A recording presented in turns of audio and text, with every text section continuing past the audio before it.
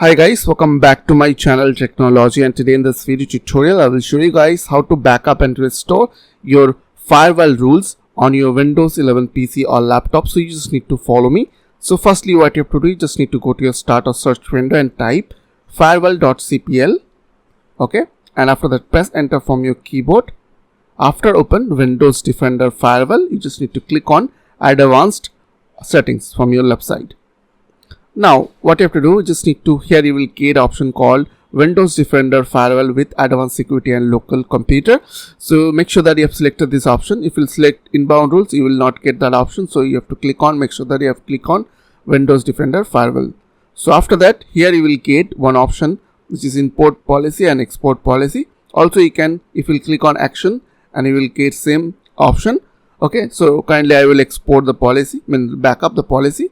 That's been export policy. Now select the folder where you want to save that firewall inbound rules. So I will save under documents firewall folder.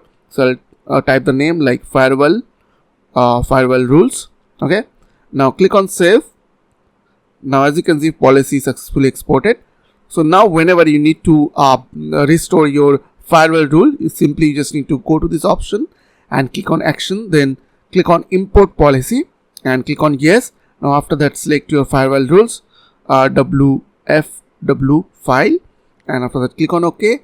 Now as you can see, policy is successfully imported.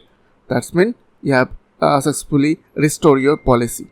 So I hope this quick tutorial will really help for you, and please don't forget to click on the subscribe button, like button and share button, and if you have any questions or question, then comments down below. I will see you guys in the next video. Till then, bye bye, take care.